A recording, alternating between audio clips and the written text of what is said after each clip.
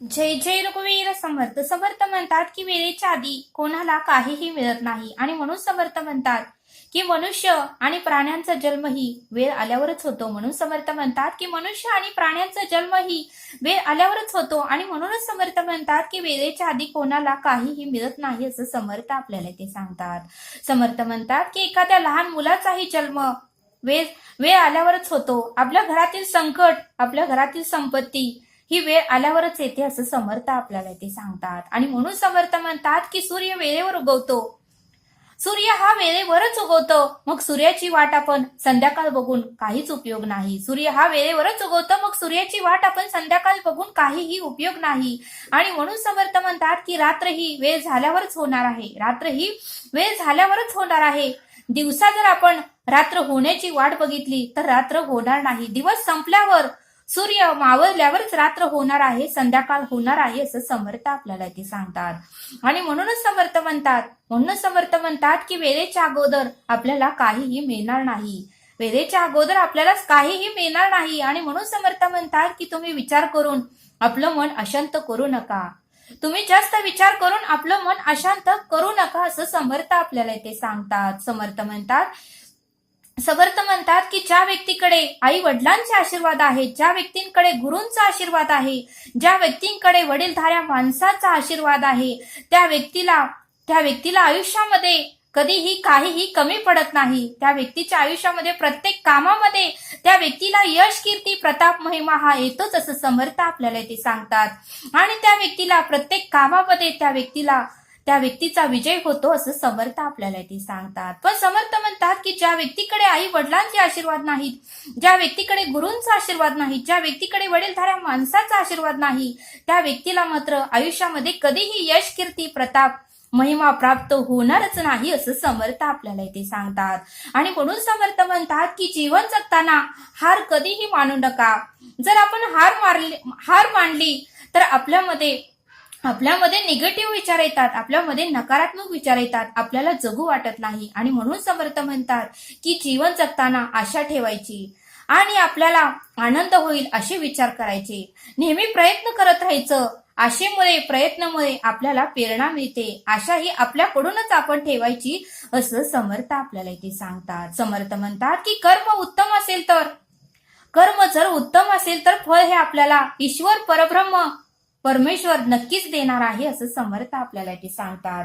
आणि म्हणून समर्थ म्हणतात की जो प्रयत्न करतो, ज्याचे प्रामाणिक प्रयत्न आहेत, जो नेहमी कष्ट करतो, जे नेहमी मेहनत घेतो, त्याला ईश्वर फळ हे नक्कीच देतो. पण समर्थ म्हणतात की जे प्रयत्न करतच नाहीत, जे कष्ट करतच नाहीत, जे त्रास, वेदना, दुःख सहन करतच नाहीत, ती व्यक्ती मात्र फळाची अपेक्षा करत असते. पण त्या व्यक्तीला मात्र फळ हे कधीही मिळणार नाही आणि परमेश्वरही त्याची कधीही मदत करणार नाहीत. आणि म्हणून समर्थ म्हणतात की जो प्रयत्न करतो, जो कष्ट करतो, जो मेहनत घेतो, त्याला परमेश्वर नक्कीच मदत करतो. पण प्रयत्न न करता, कष्ट न घेता, त्रास सहन न करता, दुःख सहन न करता जर आपण फळाचीच अपेक्षा करत राहिलो तर फळ आपल्याला कधीही मिळणार नाही असं समर्थ आपल्याला इथे सांगतात. आणि म्हणून समर्थ म्हणतात की वेळेच्या अगोदर कोणाला काहीही प्राप्त होत नाही, कोणाला काहीही मिळत नाही असं समर्थ आपल्याला इथे सांगतात. समर्थ म्हणतात की एखादी ताई जर गरोदर असेल तर ती आपल्या बाळाचा जन्म 9 महिन्यानंतरच ती आपल्या बाळाला जन्म देते. 9 महिन्याच्या अगोदर ती बाळाला जन्म देत नाही. 5 किंवा 6 महिन्यामध्ये बाळ जन्माला येत नाही. पूर्ण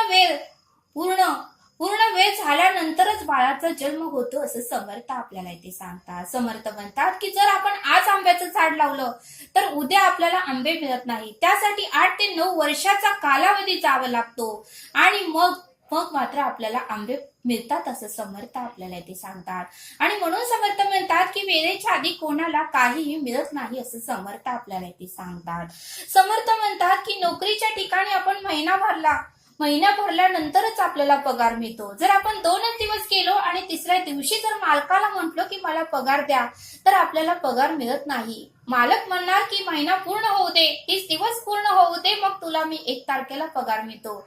आणि म्हणून समर्थ म्हणतात की वेळेच्या आधी कोणाला काहीही प्राप्त होत नाही, असं समर्थ आपल्याला इथे सांगतात. आणि म्हणून समर्थ म्हणतात की एखादं लहान बाळ जन्मल्यावर लगेच चालत नाही. अगोदर रांगतं, पालतं पडतं, 2-3दा धडपडून खाली पडतं आणि मगच ते चालायला शिकतं, असं समर्थ आपल्याला इथे सांगतात. आणि म्हणून समर्थ म्हणतात की आपण नेहमी दुसऱ्यांशी गोड बोलायचं, चांगलं बोलायचं, सत्कर्म करत राहायचं, मग आपल्याला परमेश्वर तथास्तु बोलतो, असं समर्थ आपल्याला इथे सांगतात. जर आपण वाईट बोललो, वाईट चितलं, तर त्याही गोष्टीसाठी परमेश्वर तथास्तु करतो. आणि म्हणून समर्थ म्हणतात की दुसऱ्याचंही आपल्याला चांगलं व्हावं असे आपले विचार पाहिजे. दुसऱ्यालाही आनंद मिळावा, दुसऱ्यालाही सुख मिळावं अशी जर भावना असेल तर परमेश्वरही तथास्तु म्हणतो. आणि मग आपल्यालाही सुख, शांती, समाधान आणि आपल्याही आयुष्यामध्ये आनंद मिळतो, असं समर्थ आपल्याला इथे सांगतात. आणि म्हणूनच समर्थ म्हणतात की आपल्याला कोणत्याही गोष्टीसाठी वाट बघता आली पाहिजे.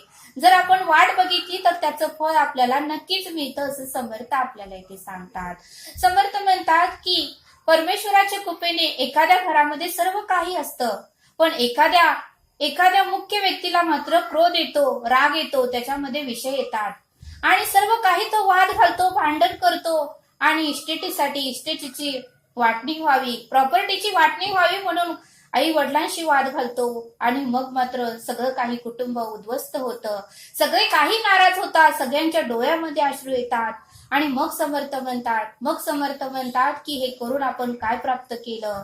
मग समर्थ म्हणतात की एक दिवशी त्याच घरातील वाद घालणारी व्यक्ती मरून जाते आणि सर्व इस्टेटीवर पाणी सोडते. बघा म्हणले समर्थ, आपण वाद घालून जाताना तर इस्टेट प्रॉपर्टी घेऊन गेलोय का, असं समर्थ आपल्याला इथे सांगतात. आणि म्हणून समर्थ म्हणतात की घराची प्रॉपर्टी म्हणजे वडीलधारी माणसंच आहेत, घराची प्रॉपर्टी म्हणजे आई वडीलच आहेत आणि घराची प्रॉपर्टी म्हणजे आशीर्वादच आहे, असं समर्थ आपल्याला इथे सांगतात. आणि म्हणून समर्थ म्हणतात की घरातील आई वडिलांना, घरातील वडीलधाऱ्या माणसांना प्रेमाने बोला, त्यांचीही विचारपूस करा, त्यांनाही आदर सन्मान द्या.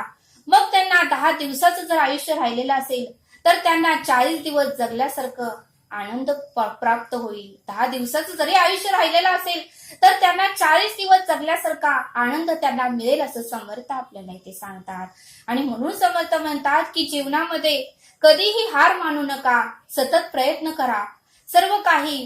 सर्व काही ईश्वर पाहत असतो. एक ना एक दिवस आपल्याला उत्तम कामाचं फळ हे नक्कीच मिळेल, असं समर्थ आपल्याला इथे सांगतात. आणि म्हणून समर्थ म्हणतात की आपण कोणतेही काम मनापासून केले, कोणत्याही कामामध्ये जर आपण मेहनत घेतली, कोणत्याही कामामध्ये जर आपण कष्ट घेतले आणि प्रामाणिकपणे सर्व काही काम केलं तर ईश्वर परब्रह्म आपल्याला फळ हे नक्कीच देतो, असं समर्थ आपल्याला इथे सांगतात. पण समर्थ म्हणतात की जो मनुष्य कष्ट करत नाही, प्रामाणिकपणे कामही करत नाही आणि प्रामाणिकपणे त्याचे प्रयत्नही नसतात, तो व्यक्ती सर्व काही ईश्वरावर सोडतो.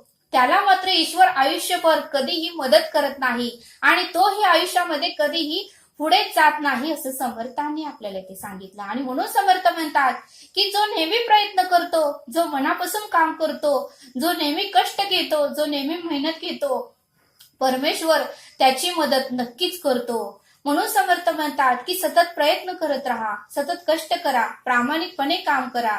ईश्वर सर्व काही बघत आहे आणि जो सतत प्रयत्न करतो त्याला ईश्वर नक्कीच मदत करतो, असं समर्थांनी आपल्याला इथे सांगितलं. आणि म्हणूनच समर्थ म्हणतात की वेळेच्या आधी कोणाला काहीही मिळत नाही. आणि म्हणूनच समर्थ म्हणतात की जास्त विचार करून आपलं मन अशांत करू नका. वेळ आल्यावर परमेश्वर परब्रह्म आपण कल्पनाही करणार नाही एवढा आपल्याला देणार आहे, असं समर्थांनी आपल्याला इथे सांगितलं. तरी आता आपण येथेच थांबूया. धन्यवाद. जय सद्गुरू.